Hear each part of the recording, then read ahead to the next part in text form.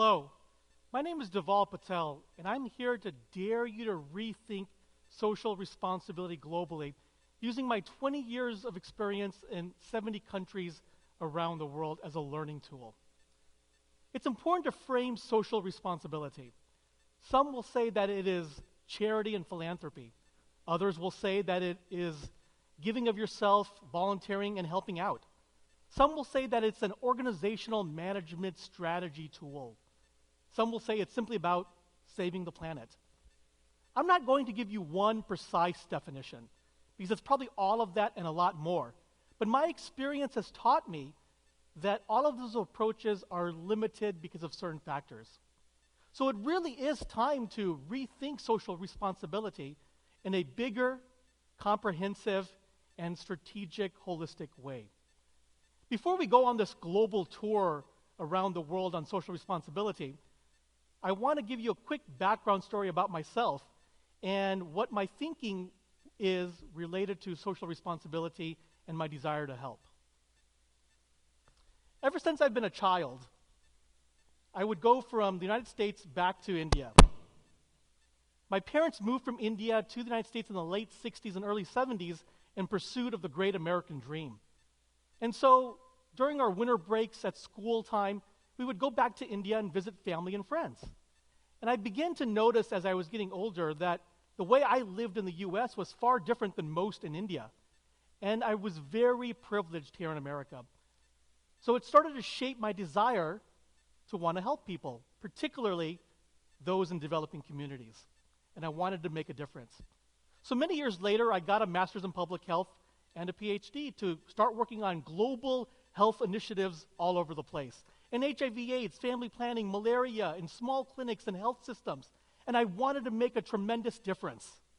I wanted to have impact. I wanted to change the world. Boy, was I wrong. I was naive, I was young, I was immature, I was overconfident because I thought I knew it all. I was Dr. Patel, after all. But when I went to these communities, I saw that there were already hundreds of people working there on thousands of different social issues in various ways. And I realized quickly that they were there to help people do socially responsible things.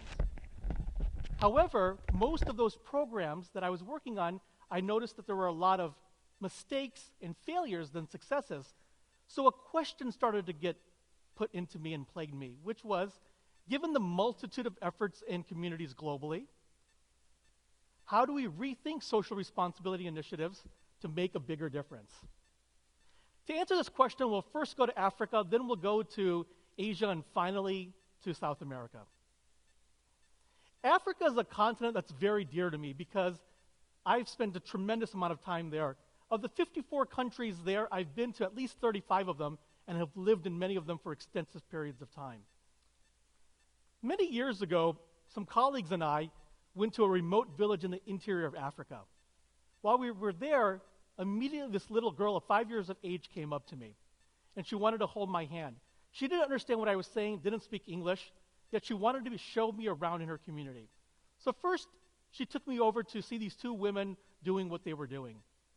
Next, she walked me over to the building where I was going to have a series of meetings with some government officials. Outside, there were a tremendous number of men, women, and children dancing and singing and having a great time. As we sat inside the meeting with my colleagues and the government officials, it became clear that these individuals outside were inquisitive as to what we were going to be doing. So I sat down and I got served a meal, a small little lunch with lots of food. There was plenty of leftover that was stored in a cooler. Well, halfway through the meeting, a lot of the kids started watching what I was eating, and I could tell that they were probably hungry. So, during a break, I got up, picked up the cooler, and started giving away the leftover foods. Instantly, my colleagues said that I shouldn't have done that, that I was creating a dependency, and it was sending the wrong message, that I didn't understand the local context. I vehemently disagreed with them, but it did make me rethink the role of culture and the local context in terms of social responsibility initiatives. Now let's go over to Asia, which has two of the most populated countries in the world, China and India, which collectively have, as you probably know, 2.5 billion people of the world's 7 billion. I don't want to talk about Asia, generally speaking, but honed in on India specifically. Here are some images that show some of the daily challenges of living in India. Here's a small girl who has to walk to school by herself every single day. Here's a fruit seller on a busy road where his produce is constantly contaminated by bugs, insects, dust, and dirt from the road. Here's a busy road where you see grime and pollution, and you see no one following any sort of travel or traffic rules whatsoever. This is a wonderful country, and I've spent many years there doing various things with different stakeholders, including the government. Well, in 2013, the government passed a national mandate on corporate social responsibility, which stipulates that companies of a certain financial annual turnover have to spend 2% of their net profits from the past 3 years on social responsibility initiatives. This is fantastic. But on the other side, it begins to show the organizational challenges, which we'll talk about, to implement such a law. The problem is that you have places like this where I worked at, which is a local NGO in the country, of which there are over 2 million, depending on how you count them and you look at them. These NGOs are filling the void between the government sector and the private companies working on social responsibility. Unfortunately, their organizational capacity is limited because they don't have the management skills, the human resources, the technical and programmatic abilities, and so on and so forth. So in theory, the government law in 2013 puts together a nice package for social responsibility, bringing these partners together. But in reality, the partners that have to implement, like these not-for-profits, are hampered by their capacity. An organizational capacity crunch is in place. Now let's walk over to South America, which in particular, I want to talk about Peru, which is probably most famously known for the Incan civilization, Machu Picchu, if you've ever been there, and wonderful ceviche dishes. Many years ago, I was in a community healthcare system environment working there. And these are some of the images of that community healthcare system in a small little oceanside town many miles away from the capital, Lima. This is an outdoor waiting area. And here you see that you can buy some medicine, supplies, and food as you wait. This is an outdoors building where you can get services, and there's educational information on tuberculosis. This is the entryway to the triage center, and there are paper instructions on a wall that's chipping away. Unfortunately, this next image shows the problem underneath this infrastructure, which everyone thinks is great.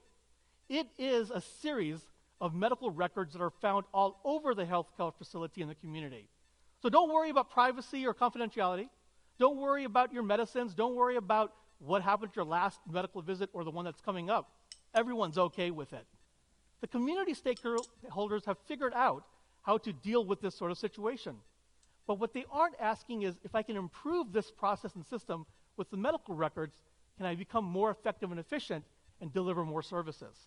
Clearly, they need to think about redesigning this social community responsibility initiative at the healthcare facility. We've just taken a quick tour of some regions in the world and talked about social responsibility. It is time to rethink how we visualize it at 3 different levels with 3 different approaches. First, at the individual level, social responsibility must ask ourselves what the other person that we're trying to help is really about. What are their needs, desires, culture, background, context, their daily struggles? If we don't ask these questions, then we will never really know them and make a series of mistakes.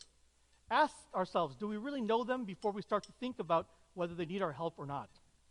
In the context of Africa, I was told I didn't understand the local situation. But I thought, did my colleagues even spend time in the community themselves, walking around, talking, interacting with the villagers? Did they understand their daily challenges? Did they ask them for ideas? Did they even wonder whether we should be there to begin with? These sort of questions pointed out for me the need for cultural competency, which simply are the shared and congruent values, beliefs, and behaviors that we need in order to understand someone in any given situation. So as a result, my first call to action is that I ask you at an individual level to think about social responsibilities that include cultural sensitivity, cultural awareness, and cultural competencies. Otherwise, I fear if we don't put ourselves in the shoes of someone else, we will continue to make assumptions and make major mistakes from the past. Second, at the organizational level, organizations must think about building their capacities before they embark on social responsibility programs in their communities. They need to know what capacity building is about. In other words, these are the processes for developing the abilities, the skills, and the tools, and the support mechanisms to deliver the programs that they want to put in place, and the organizational mission. These are those building blocks that every organization needs to have these programs out there. In the case of India, it's clear that the national law on social responsibility at the corporate level is wonderful. However, the corporations are hampered by their human resources and ability to put the funds into action optimally. The NGOs that will deliver their programs on the ground are hampered by their capacities or building blocks, and as a result, they are limited. Clearly a divide exists. Something needs to be done and a plan needs to be put in place. So my second call to action is to ask organizations to rethink their capacity building approaches with regard to their social responsibilities. They need to think about themselves first before they can help the community at large. It's very similar to when a flight attendant says, put on your oxygen mask first before helping others. Why do you think they do that? In order to help others, we have to help ourselves first. Corporations, organizations, and the government agencies must do that. Finally, at the community level, social responsibility initiatives must think about the impact and the rate of return that they're having in order to become more effective and more efficient over time. Rate of return simply is a measure of how much gain or loss that I have on an investment over time. Take the stock exchange. I put $100 in, a year later I get 1,000. Wow, that's a great rate of return. Similarly, our community social responsibility initiatives must think about their social impact and their social rate of return in order to become more effective and efficient over time with the resources that they have on a limited basis. In the context of Peru, all the community stakeholders are okay with the infrastructure, but they haven't thought a level below in terms of the process and the system, which needs to be redesigned in order to become more effective and efficient with the resources. They may actually need less doctors than they have in order to deliver the services that they have. In other words, my third call to action is to ask all community stakeholders to think about the metrics that they need in order to redesign the community programs in place. Daring you to rethink social responsibility at 3 different levels and at 3 different approaches is critical. And I think this type of thinking is exactly what Mother Teresa is talking about when she states, I want you to be concerned about your next door neighbor. Do you know your next door neighbor? This is the crux of the matter. Now, I've told you a lot of stories and shown you a lot of images to explain my thoughts about social responsibility. I want to conclude now with one final image. This is my son, Anil, of 7 years of age, many years ago. And he is holding a wonderful friend's newborn baby. He's probably full of trepidation and initially was probably thinking, Mom, what in the hell do I do now? But if you look at this candid picture closely, you see a smile on his face, you see a bit of pride, and you see some responsibility in his hands. And that's exactly what Mother Teresa was probably talking about. I think we can all agree now, finally, that calling social responsibility is probably old school. And I think what we should call it moving forward is exactly what it really is. Impact on humanity. Thank you.